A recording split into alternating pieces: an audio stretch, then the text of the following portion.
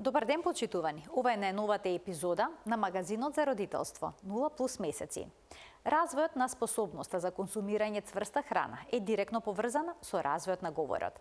Какви се последиците од доцното воведување цврста храна и долготрајното хранење со блендирани кашички? Дали децата, кои се пребирливи и одбегнуваат многу продукти, може да се соочат со проблем во развојот на говорот? Која храна е најдобра за мускулатурата на говорните органи кај децата? Се препорачува ли да гризат јаболко, краставица или морков? Разговараме со доцент доктор Ана Поповска, логопед. Разговорот ќе го проследите веднаш по рекламите, а како и досега ќе имате простор да се вклучите во програма со ваши прашања. Затоа, останете на телма.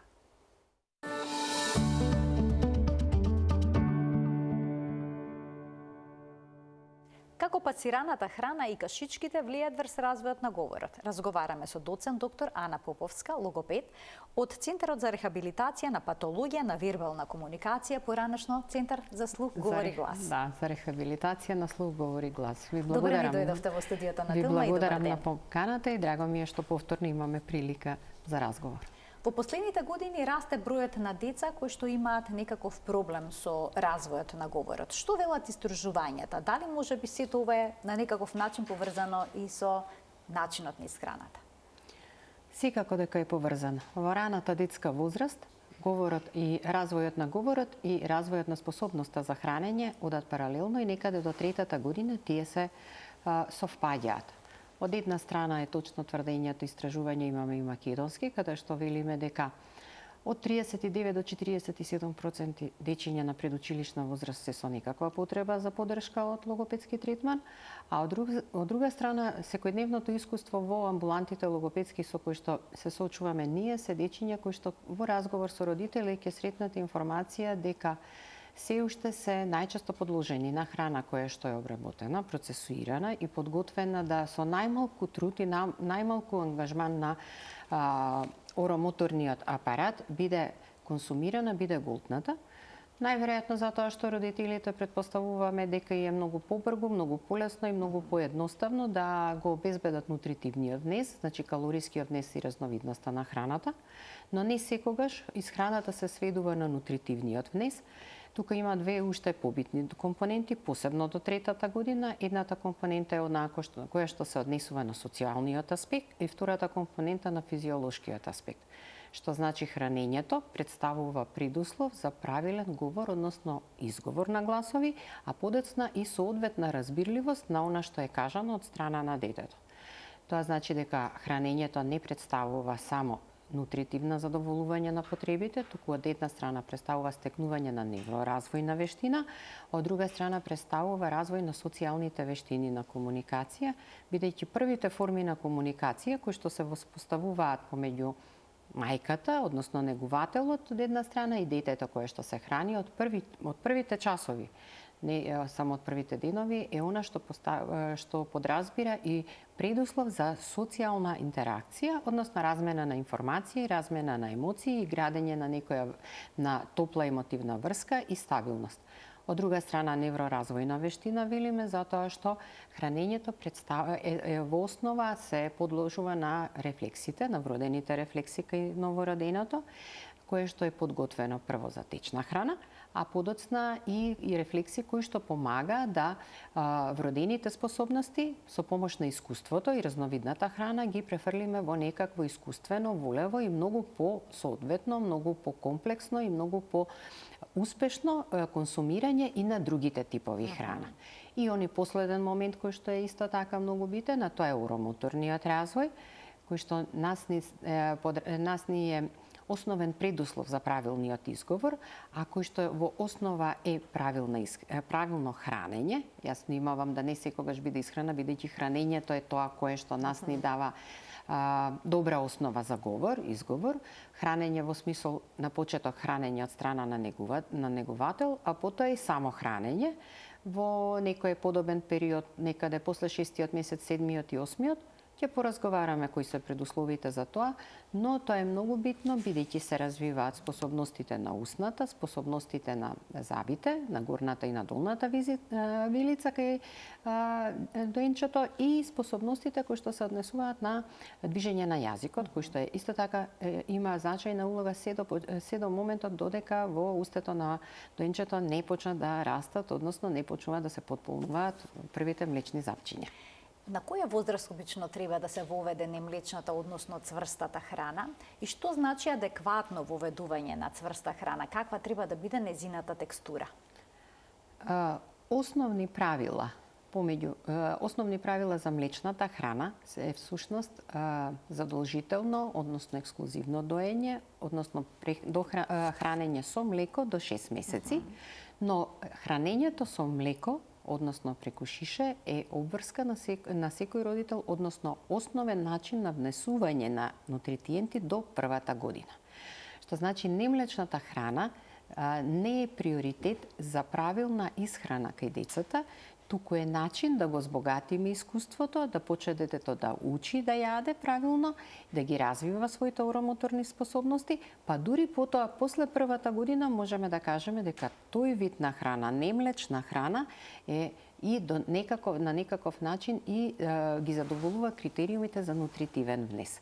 Немлечната храна, самиот збор кажува, подразбира друг вид на храна, освен млекото, но тоа не значи дека и некои видови на млечна храна не можат да бидат со променета текстура. Она што е битно е да се каже дека сето она што представува внесување на храна во уста на детето, но не е преку цуцла и шише, се нарекува цврста храна. Не значи дека ние веднаш му даваме на малото да консумира тврди производи кои што се крцкави, производи кои што бараат да се процесираат во устата, бидејќи нормално нема забија, јазикот се уште под влијание на рефлексивното придвижување, но немлечната храна се смета да е кај првиот чекор за одвикнување од млечната храна. Немлечната храна е носителот на процесот на одвикнување од млеко и течна храна како основни прехранбени продукти за раст и развој на детето. Сега ми поставивте прашање цврстата храна. Каква текстура треба да има? Така, предпоставуваме дека хранењето со различна храна од онаа преку шише и цуцла треба да трае најмалку 6 месеци, но понекогаш трае и 12 месеци, а детенцето кое што доенчето и подоцна малото дете, за да стекне комплетни вештини за хранење со цврста храна, потребно е некаде да помине период до наполнети 3 години, што значи тоа е процес кој што трае и е процес на учење, не е процес на хранење. Затоа битен предуслов кога разговараме за цврстата храна и за немлечната храна, посебно до првата година, нагласуваме дека тоа не е начин на кој што родителот ќе го нахрани своето дете. Туку тоа е начин на кој што ќе му помогнеме на детето да научи самостојно да се храни, односно ќе научи да има само контрола на потребата за внесување на храна, значи глад и ситост. Ќе му помогнеме да го развие оромоторниот апарат, што е основен предуслов за почеток на зборувањето, односно изговарањето, прво баблингот, па потоа и првите двосложни зборови и така натаму, што значи ние ќе му помогнеме на детето на овој начин да може да биде подготвено за говор истовремено со хранењето. Говорот и хранењето имаат иста развојна патека, што значи колку повеќе ги стимулираме органите за хранење, устата, забите, непцата, јазикот исто така, толку побрзо ќе го подготвиме детето за побрз изговор на гласови и за почисто, појасно изговарање понатаму на двосложни па и повеќе сложни зборови. Цврстата храна, кога ме прашавте која е адекватна, се што може да се даде на лажичка и се што може да се даде со рака, со прстињата, да биде внесено во уста, се смета за цврста храна. Што значи и најтенките кашички, постои категоризација, постои скалирање на видови на цврста храна И првата цврста храна која што се воведува после 6-тиот месец е онаа храна која што не може да помине низ цуцлата и низ шишето, туку мора да биде послужена со лажичка. Значи не може да биде шмукана, не може да биде акт на голтање на течност, туку мора да биде дадена со лажичка. Тоа е некоја текстура, за да имаат гледачите представа како тоа изгледа, тоа е некоја текстура во вид на пудинг, на кисело млеко или на овие овошни каши кои што се веќе готови, подготвени, кои што се продаваат. Во домашни услови. Или домашни услови изблендирани, но тоа се овошје или зеленчуци кои што многу брзо се омекнуваат, кои што дури како проверка би можеле да направат родителите, доколку го барат зеленчукот, што треба да биде обарен и омекнат, во моментот кога ќе го стиснат парчето зеленчук, прстот и палецот и показалецот веднаш да може да се доближат и да не остане никаков трак од стиснатото место, односно да не остане трак од храната. Тоа е доволно мека храна која што може да се даде на лажичка. Тука имаме спротиставени, односно различни школи на хранење. Од една страна, школата која што вели одвикнувањето од млечната храна треба да се одвива на лажичка, бидејќи родителот мора да биде водител во процесот на воведување на цврста храна и развојот на оромоторните способности, бидејќи се смета дека се уште вилицата, јазикот, непцата не се стабилни и не може да си ја координираат активноста. И затоа родителот тука треба да биде негувателот, треба да има носечка улога, бидејќи храната се почнува со плитка лажичка, мала лажичка, лажичка која што не може да навлезе повеќе од 2/3 од устната шуплина на доенчето.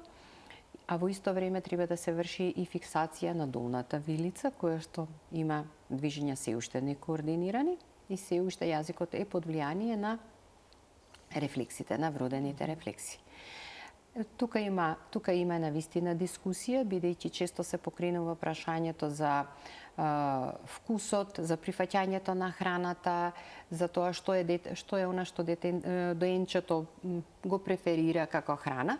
И сега нешто што важи од аспект на хранење како физиолошки процес, морам да го споменам тоа тука, е она лажната неподносливост на видовите на храна. Обично се почнува со некои неодредени вкусови. Неутрални вкусови, да. Било да не се навикне на благо, затоа немојте со овошја. Да. Потоа ќе одбива детето зеленчук. И наеднаш почнува тука приказната, не го сака. Не го сака овој вкус, затоа што јазикот постојано е надвор и се што е внесено со помош на лажичката е изнесено надвор од устата. Не се работи за несакање на вкус, родителите мора да бидат упорни затоа што се работи за еден рефлексен акт на јазикот, тоа е движење напред-назад, тие се уште не се зрели, се уште не знаат што се случува со нивното јазиче и првиот момент кој што тие го прават, прво е актот на пружење на јазикот напред-назад, во долната половина од устната празнина, второ е тоа рефлексот кој што се брани од задавување, значи рефлекс кој што значи се што е страно тело да се изфрли надвор, бидејќи сепак во природата на развојот на доенчињата е и заштитниот механизам и рефлексот на гадење. И тука е моментот кога родителите велат не го прифаќа овој вкус, независно што е. Некој ќе рече морков не прифаќа, некој ќе рече брокула. Со тоа што почнале, најчесто е приказната моето дете многу тешко прифаќа различни вкусови. Не. Тоа се рефлексните движења на јазикот, кои што се очекувани и токму затоа постои школа како се почнува со хранење со лажичка. Лажичката треба да биде плитка, треба да биде малечка, не треба да биде поголема од 2/3 на устната шуплина, таа не се внесува комплетно во устата, таа се внесува под агол од 45 степени и она што не треба да се прави е лажичката да се отпразни кашата од горната уста на лажичката. Значи не треба да ја буквално да ја бришат лажичката од горната уста, туку треба да дозволат да лажичката биде да натежне на јазикот, на врвот на јазикот и на предната половина на јазикот, со што ќе го стимулираат јазикот дека сензорно, дека имаат предмет, објект, кашеста материја во устата.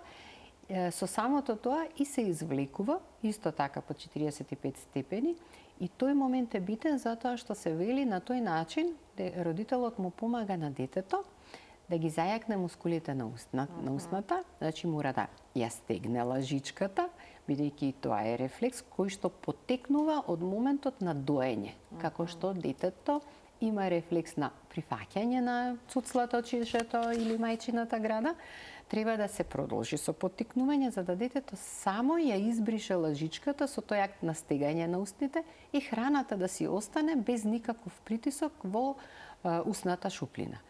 Тука повторно ќе нагласам, не е битно колку количина изело, тоа не се мери, бидејќи секогаш овие каши се во суштина начин на учење, а не се начин на надоместување на нутритивни вредности. Затоа се вели воведување на одреден продукт. Така.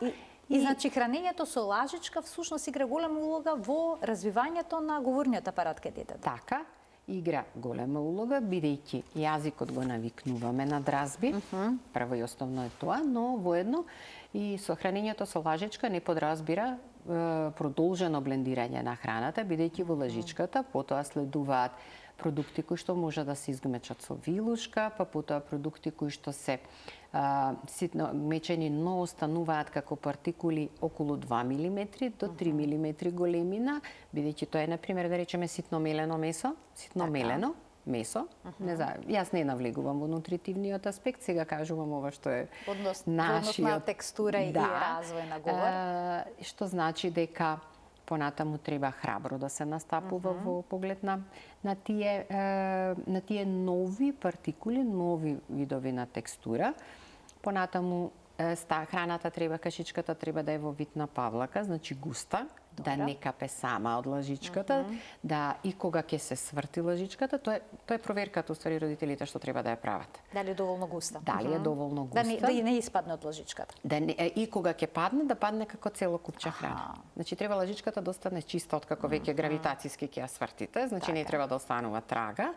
Тука веќе има поголем притисок врз јазикот, чисто ете како информација за родителите, постојат 5 нивоа на густина на храна и текстура на храна, додека од премин од шиша до она нормален вид на редовна храна, која што ја консумираме сите ние возрастните, да е со коцки, да е различна текстура, да е мешано течност со цврста храна, како например супите, чорбите, кои што треба да бидат секојдневие, некаде по 18-тиот месец и да не се разликуваат дури ни нутритивно од она што ние го консумираме. Сервирано како оброк за семејство. Ете така. Ќе поразговараме малци о тоа колку брзо се почнува да имаме слично мени ние и доенчињата. Ќе дојдеме до тоа, но јас би сакала да ве прашам за оној современ и модерен метод на дохрана, наречен baby led weaning, кога на бебето не му се нудат кашички, ниту блендирани, ниту пасирани, туку веднаш парченца храна. И бебето почува самостојно да се храни. Велат една од придобивките е всушност развој на мускулатурата на говорниот апарат. Што велите вие за ваквиот начин, ваквиот пристап на дохрана кај доенчињата? Тоа е исто така една од школите. Родителите имаат право да изберат. Многу родители не се охрабруваат на ваков чекор. Така, точно не се охрабруваат, а детето треба да биде спремно. Она што сакам да нагласам за baby led weaning, во превод на македонски, значи бебето води во процесот на одвикнување од млечна храна. Таа школа, ако до сега го објаснував школата на parent led weaning, значи родителот е водич на одвикнувањето, оваа школа подразбира доенчето има право на избор и доенчето го води процесот на учење на нови видови на храна, нови текстури со право на избор, а родителот е тука само да му осигура безбедна средина и сигурно воведување во нови видови храна. Тука она успат што би сакала да го споменаме, внимавање на алергените, многу е битно, храните кои што се навистина јаки алергени, но за тоа се задолжени нутриционистите. Еве тука имаме мени кое што е наменето за бебиња кои што се хранат на ваков начин со baby led weaning или парченца. Овие чини се сега тренд, но многу од родителите и можеби не се запознаени што значат тие чини. Ова се типични чини кои што се препорачуваат за baby led weaning, за одвикнување. Кога е ова возможно да се направи? Постојат предуслови да знае родителот кога неговото дете е подготвено да може да почне со овој тип на хранење. Прво и основно, да може да има цврста постура на главата, значи да може само да си ја држи главата, Така. да има стабилност на горната половина на телото, значи да може да си ги држи трупот и рачињата, да може да седи со мала потпора, самостојно или со мала потпора. Одлично решение во овие почетни моменти на хранење се хранилиците, каде што ќе осигураат безбедно седење. Друг битен пресуден момент во одлуката дали да се почне со овој вид на хранење е дали детето има интерес да се пружи со рачето, да досегне предмет и да го стави во уста, значи треба да биде подготвен за таа моторна активност рака-уста, да има интерес за тоа. И она што е исто така битно, родителите кои што можеби не го приметиле, но апелираме, нека направат една проверка, дали детето има интерес да ја поминува средишната линија на своето тело. Со левото раче, бидејќи се уште нема латерализација, да посегнува по предмети од десната страна и обратна насока. И во обратен правец, например, десно раче во левата половина на просторот пред него. Тие се основните предуслови кои што нас ни даваат за право да речеме да, моето дете е подготвено, сега ќе го ставам во хранилица, кои што се многу актуелни, имате најразличити видови на хранилици, но најбитно е безбедноста и постурата на горниот дел на телото. А има и други показатели. Доенчето покажува интерес кога јадат возрастните. Доенчето покажува интерес да посегне по храна како по предмет играчка која што му представува задоволство. Тие се дополнителни параметри, но тие се сигурни параметри дека детето може да започне со овој вид на хранење, дека е подготвено.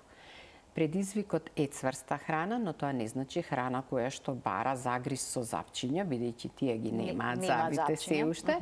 Тоа е храна која што е термички обработена, која што лесно е манипулативна, но која што повторно на допир проверка родителот може сам да си направи кога ќе ги стисне со прстињата. Да, важи и овдека тоа правило. Зошто е битно тоа правило? Најчесто на почеток се сервира на поширока површина на хранилицата, потоа кога веќе ќе го усвојат тој начин на јадење, кога можат сама контрола да си воведат рака, уста, тогаш може да се понудат и повеќе производи, може да се користат чиниите со поделоци.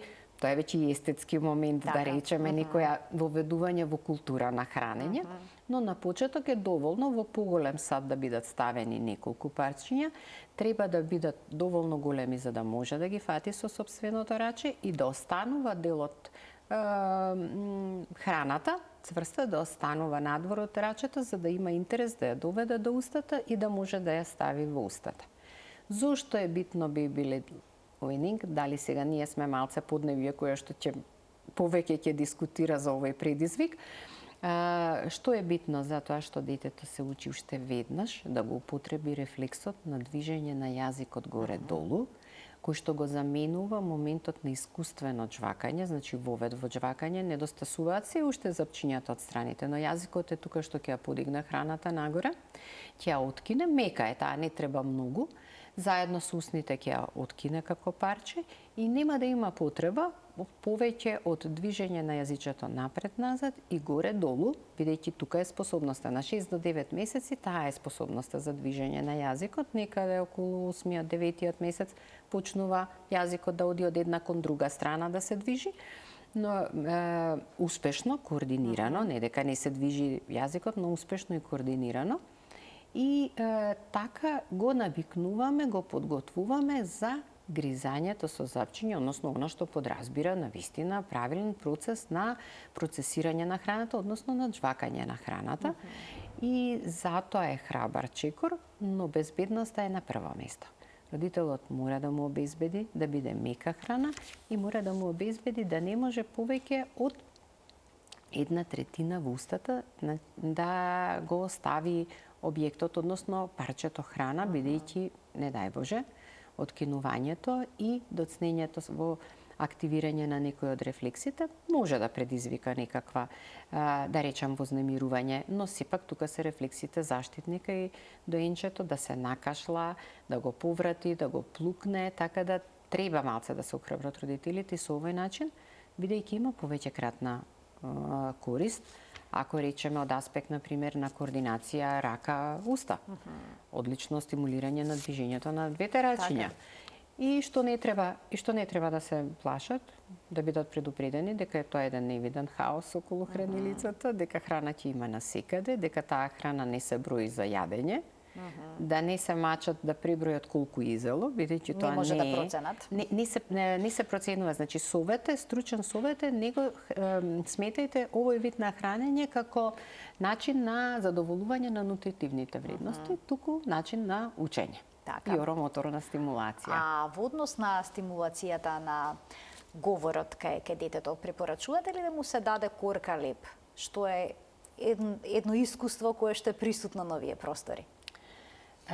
Вака, препораките велат се она што може да се залепи за сводот на непцето, кое што не може да се раствори, кое што не може да се претвори во полутечна храна или кашеста храна, при голтањето не се препорачува.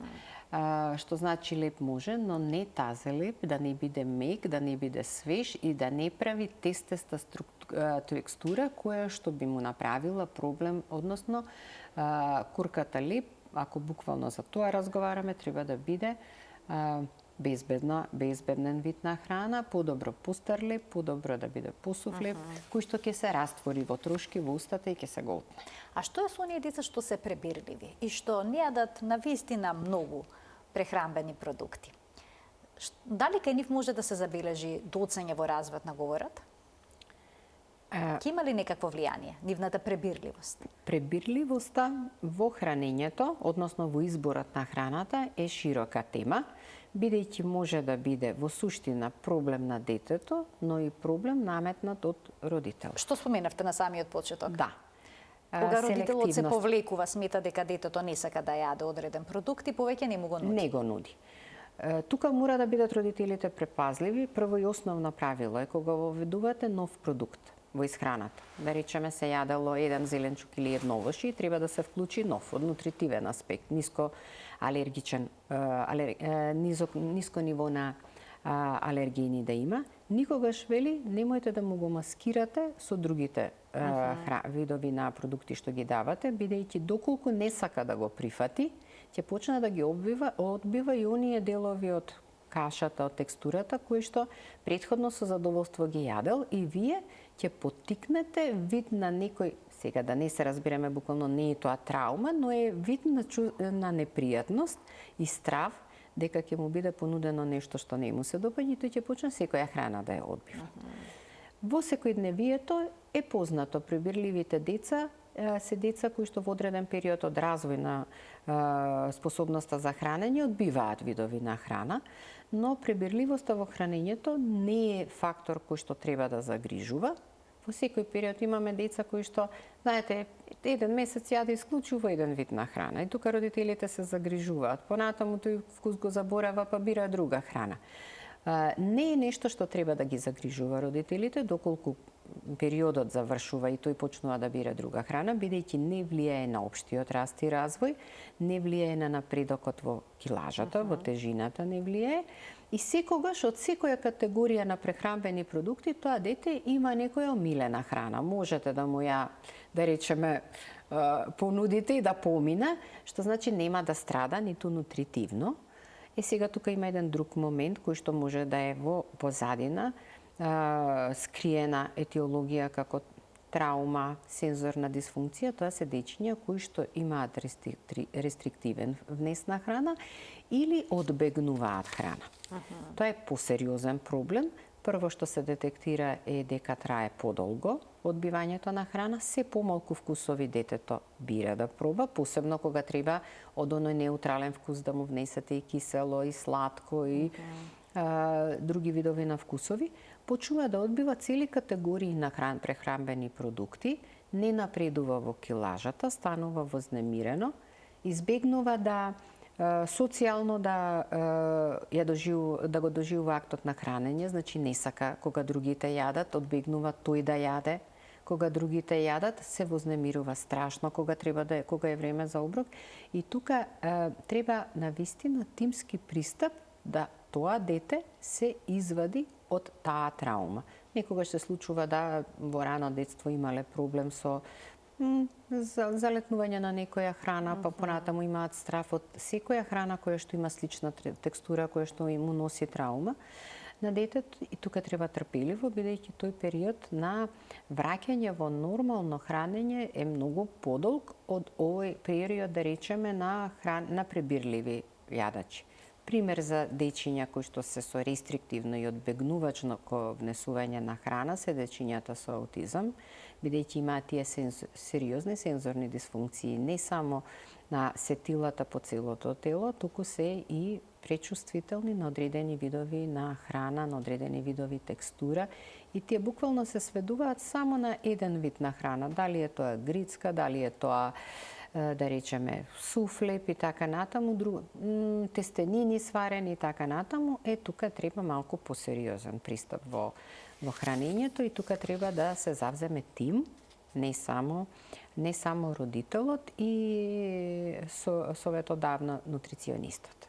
Ќе ги вклучиме гледачите од овој момент. Почитувани, емисијата е Контактна. Слободно можете да се јавите во програма, да поставите прашање на темата на која што говориме, а тоа е развојот на говорот, кој што е поврзан со начинот на исхраната.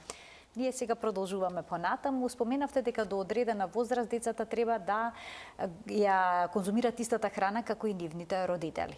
Но сведоци сме на се поголем број на деца кои што до втората година јадат пасирано и одбиваат да исконзумираат зрно граф или пак зрно грашак. Што препорачувате во тие моменти? Што да се преземе за да се реши проблемот? Бидејќи очигледно влие на повеќе аспекти, меѓу другото и на говорот. Прво, родителите не смеат да заборават дека што побрзо го приближат начинот на хранење на децата кон својот начин на исхрана. Предпоставуваме дека би требало да се храниме и ние како возрастни здраво, да бидеме соодветен пример. Тоа ќе биде економски поисплатливо за нив, временски исто така побрзо и помалку време поминато и социјално со многу големи придобивки.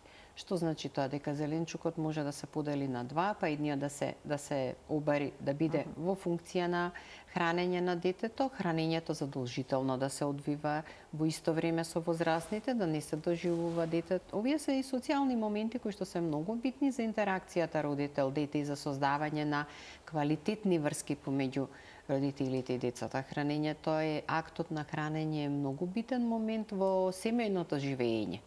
Затоа и се препорачува оно што го јадат родителите, оној зеленчук кој што го спремаат родителите, дел од зеленчукот да биде и наменито на децата. Децата да се навикнуваат на самостоен избор, оно што го рековме baby-led weaning, да се навикнуваат на самостоен избор, да имаат храна пред нив и да можат да можат самостојно да ја консумираат. Тука се уште внимаваме, посебно до пред 18-тиот месец, да тоа не бидат цели зрна кои што може да направат проблем, бидејќи се уште не се подготвени, односно може да ризикот е голем, да во момент кога престануваат рефлексите и кога јазикот добива една способност за покомплексни движења, можеме и за тоа да поразговараме како тие изгледаат комплексните движења, децата се справат, да можат сами да се справат со тие зрнести и ситни, апсолутно не се препорачуваат, но благодарение на рефлексот на гадење, кој што останува за цел живот, тоа е начин на кој што дечињата самостојно на некој начин се штитат, односно природата ги штити од било какви несакани други влијанија од аспект на безбедност, пред се зборуваме за самостојно да го завршат оброкот. Така.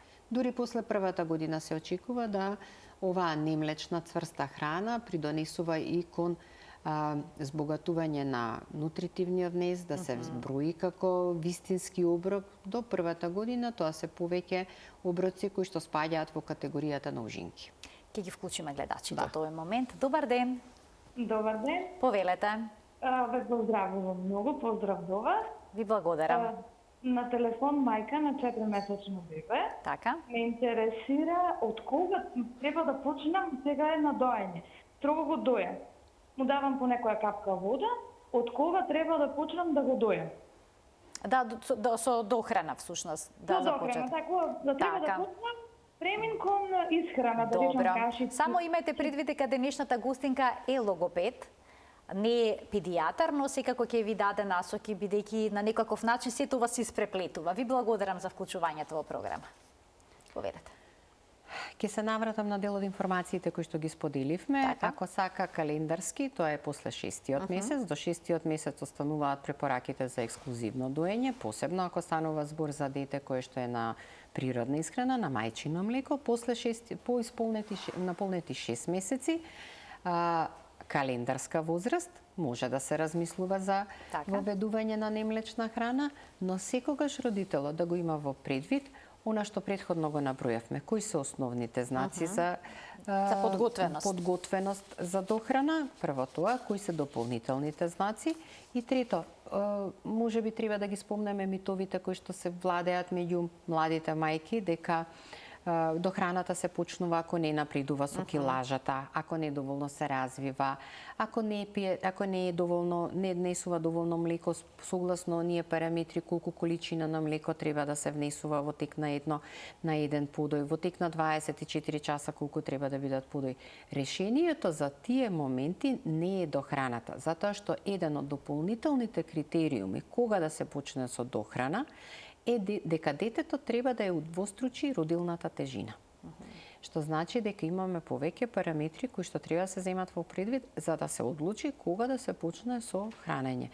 Дете кое што се уште не седи со помош во хранилица или потпрено со помош на, да речеме, соперничење од страна, не може да биде ставено на дохрана, не може да биде ставено на немлечна, односно храна која што е цврста, односно храна со лажичка, кашички и така натаму, бидејќи ризикот за безбедност е многу поголем. Зошто? Затоа што и органите кои што се детските органи кои што се вклучени во хранењето не се идентични како органите кај возрастните, па тоа е една вертикална линија која што од уста оди директно во хранопровод, па може да направи проблем во залетнување кон дишните патишта, значи механизмите, поставеноста, анатомската поставеност на органите сама по себе може да представува ризик од безбедносен аспект, што значи задолжително седење кое што ќе обезбеди правилно движење на храната од устната шуплина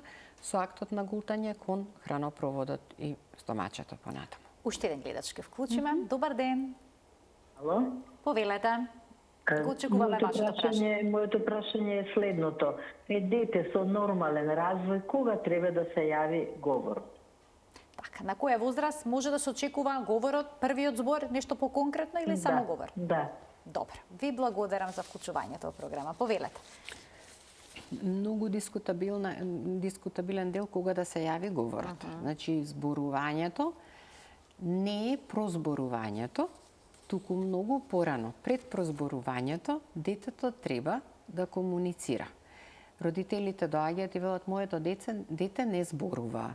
Да, во ред, некои од параметрите се, да речеме, оние формални параметри, колку зборови на која возраст треба да ги има, кога почнува првиот збор, сите знаат дека е тоа околу првата година, знаат дека е некогаш е поврзано и со проодувањето, може да биде до 14-тиот месец првиот збор со значење. Неколку информации во поглед на тоа. Побитно за родителите е да знаат дали детето има социјална интеракција, дали го следи говорот на возрастните, дали има поглед во очи, дали има интерес за околината преку покажување со прсте, сакам ова, дај ми ова, или размена на информација, види мамо ова. Тие се, зборувам за од стручен аспект. Тие се многу битни параметри. Дали има здружено внимание, значи заедно работиме на одредена активност, дали гледаме сликовница заедно, дали редиме коцки заедно. Сите тие параметри мора да бидат присутни, да ги имаме некаде на 12 до 13 месец и тогаш велиме, сега е детето спремно за прозборување. Многу често не ги броиме зборовите мама, тата, бидејќи се врзани со задоволување на физиолошки потреби и потекнуваат од баблингот, што значи некогаш и не мора да се со значење, но многу е битно родителите да ги следат децата, колку тие го разбираат говорот, колку постапуваат по дадена наредба, покажи, земи, каде е, отколку дали при навршување на една година има збор. 1 до 5 збора се очекувани некаде меѓу 12 и 14 месец, некаде до крајот на втората година треба да се 50 зборови, но веќе кон крајот на втората година, наполнување на втора година и условот на поврзување на две зборчиња во реченица. Сега кога ќе прашаат родителите кога се развива говорот, за некој кога се појавува, за некој параметарот се првите зборови, ја кажавме информацијата, за некој се првата реченица, односно за реченица во функција на комуникација. За нас логопедите еден збор е реченица, во стручниот дел се нарекува тоа холофразија, што значи се. Може да значи вода и сакам вода и не сакам вода и дај ми вода и еве вода. Повеќе наменско значење на еден збор со различни видови на порака. Мајките најдобро ги разбираат децата во тој период, но вариациите се, сепак, морам да кажам, се различни. Од до, значи до втората година го кажавме податокот, што е побитно? Да оди развојот, да ги следи сите развојни параметри еден по друг, да не се случува изостанок на некоја способност, бидејќи имаме дечиња кои што имаат зборови со нефункционално значење. Сега, доколку сметате, ќе спомнеме и тоа стимулирани од дигиталната технологија, каде што се сведува на просто имитирање гласовно на зборови, дури и на странски јазик, но значењето изостанува и до втората година значењето изостанува. Живиот говор е предуслов. Така. Пред малку споменавте дека лажичката, хранењето со лажичка е многу важно во процесот на развојот на мускулатурата на говорниот апарат кај децата. А што е со пиењето? Дали да му се понуди на детето водичка од чаша или пак од шише со цуцла? Така. Шишето... Се извинам, имаме гледач. Ајде да му дадеме предност, па веднаш потоа ќе разрешиме дилемата чаша или пак шише со цуцла. Добар ден. Добар ден. Моето прашање е следно до логопедот. Така. Јас сум баба на внукичка од 5 години. Добро. Многу зборува, од мала се зборува, меѓутоа не ја вика буквата Р. Не може да каже Р. Дали треба да почне на 5 години да се носи на логопедна вежби? Така, ви благодарам за вклучувањето во програма и ова исто е така едно често прашање. Сме го обработувале како една цела тема. Да, но бабите нас ни се многу битен составен дел од професионалниот дел од денот, така да, апсолутно да. Ќе си земете упат од матичен педијатар до Центарот за рехабилитација на патологија во вербална комуникација, редовен упат, доколку вашето детенце е дел од некоја од предучилишните установи во град Скопје. Ние сме сега како установа во тек на пролетта застапени во сите предучилишни установи со систематски прегледи.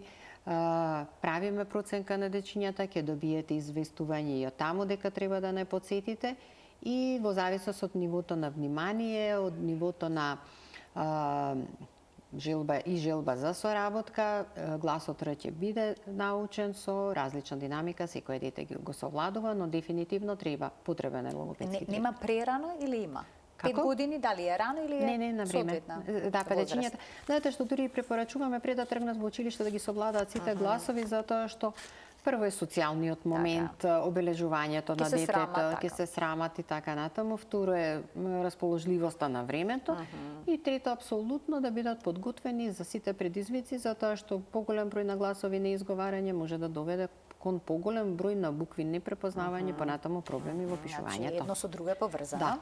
Да. Сега дојдовме до оној момент дали да се пие вода, сокче, млеко од чашка или пак од шише со цуцла. Цуцлата е интересен предизвик. Кога станува збор за развој на говор. Да. И цуцлата е интересен предизвик. До година дена, бидејќи млекото е основен начин на исхрана, се дозволува шише и цуцла да се користат. За разлика од нив, тоа е така нареченото нутритивно цицање, кое што има за цел раст и развој на детето и тоа е апсолутно оправдано и препорачливо.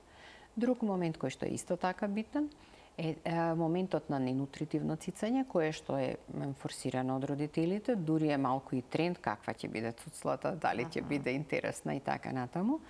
Тој тренд се толерира до 6-тиот месец, бидејќи создава чувство на сигурност, на смирување кога е вознемирено, заспивање кога е плачливо и така натаму, но после 6-тиот месец треба полека детето да, посебно ако се работи за ова ненутритивно цицање, да се скратува времето поминато со цуцлата. Цуцла лажливка? Да, ненутритивното е цуцлата лажливка.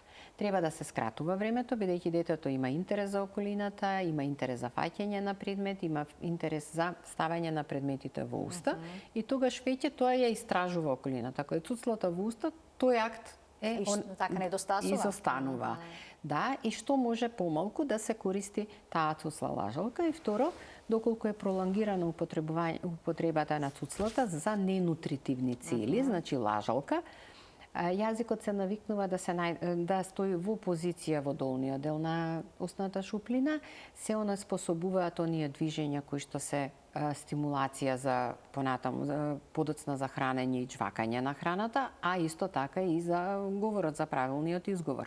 Тука можеме да ги спомнеме и анатомските аномалии кои што може да се предизвикаат со претерано подолготрајно користење на цуцла, искривување на вилицата, горната и долната, кои што представуваат голем проблем понатаму во артикулацијата на гласовите. Може да представува проблем на актот на дишење, значи да се пренасочува воздухот, па и честите настинки заедно со цуцлата го компромитираат тој акт на дишење наместо преку нос низ уста. Да, и сето тоа е еден вид како на зачаран круг во кој што после родителите не можат да излезат, па настинки, па тука се и инфекциите кои што се шират со постојано паѓање, ставање во цуцлата во уста. Тоа е до првата година. После првата година се воведува пиење од оние специјално наменети шишиња за трансформација од цуцла кон редовна чаша за пиење. Оние шишиња кои што се со цевки, најразлични ги има денеска производи, но треба да се знае дека и тие цевки кои што служат за пиење не треба да се долги, не треба да се премногу широки, мора да го следат актот на голтање, значи колку количина на вода може детето да голтне или чајче или што и да е некој цеден сок може да голтне. Не смее цевката да биде во устата повеќе од 2/3 во устата, значи не смее да овозможи директно протекување на течноста кон позади кон мекото непце, кон грлото, бидејќи предизвикува ризик од безбедносен аспект и да детето повлече повеќе течности отколку што може да консумира. Препораката е и заради уромоторниот развој и заради координацијата рака-уста, онака како што зборувавме за консумирање на цврста храна со прстиња со цело раче, да почне детето да се навикнува на чашка која што ќе може да ја држи самостојно, секако не преполнета со течности, нека биде мала количина, но само да може да ја дигне чашата, што значи после 18-тиот месец би требало да може. Сега има разни модификации, па има чашки кои што се не дозволуваат истурање, може да ја надигне водата, точно е дозираат по вакуумот и количината, да колку количина може да истече од чашката. Побитен е актот на држење на чашата, навалување кон устата, голтање на количина течност која што е соодветна за капацитетот на устната празнина на детето, што значи цуцлата веќе после првата година треба да ја губи функцијата на нутритивно цицање. Исто така треба да се одржува хигиената на запчињата кај бебињата, бидејќи тие се многу важен фактор во развојот на говорот. Има дечиња кои што долго време се хранат со шише со цуцла, во кое што понекогаш родителите ставаат и сокче, и на таков начин ги успиваат и потоа се јавува циркуларен кариес, пак им се изронат запчињата. Што значи ронењето на запчињата и циркуларниот кариес за говорот и неговиот развој? Апсолутно погрешен правец во развивање на артикулацијата. Тоа значи, тоа е крајниот ефект на несоодветното одржување на хигиена на зъбите. Како може да се спречи тоа? Сега одам конкретно кон директни препораки кон родителите, да се намали и да се исклучи хранењето од цуцла во вечерните часови, кога храната останува во устата, кога хранливите материи продолжуваат да се разградуваат. Тоа е директен предизвик за здравјето на зъбите, и оралното здравје во целина. И затоа препорачуваме прво, што и да сака да пие детето, ако е навикнато на млеко, сега соки не би требало, чај уште помалку би требало, но за сладени чаеви, што препорачуваме прво да се разредува млекото, да нема чувство дека го заситува, и понатаму да се премине пред крај на вода, зашто прва ќе ја исплакне устата, втора ќе одбие да детето, зборуваме за после година дена. Веќе кога не ни треба млеко за да можеме детето ги надоместува сите нутритивни потреби преку остаток другите видови на оброци кои што ги зема, и препорачуваме полека прво да се разреди прехранбениот продукт што го прима преку цуцло, потоа да се сведе на водичка, затоа што детето самостојно ќе прикине да цица, ќе консумира повеќе храна во остатокот на денот, но и ќе ја плакне устата за да ги заштити забите од расипување, она што вие го спомнавте, па развој на бактерии, па тука настануваат потоа инфекции, не само на забите, расипување, грлото, носот и така. Тоа е повторно еден круг кој што е непожелен за здравието на детето. Јас ви благодарам многу за вашето денешно гостување во магазинот за родителство 0+ месеци. Овој пат ставивме апостроф на корелацијата помеѓу хранењето и развојот на говорот. Мощна, важна тема. Ни предочивте работи кои што не ги знаевме и кои што секој родител треба да уме да ги примени заради развојот на здравието на неговото дете и говорот. Ви благодарам на поканата, се надеваме дека зачнавме предизвик за родителите да размислуваат во овој правец.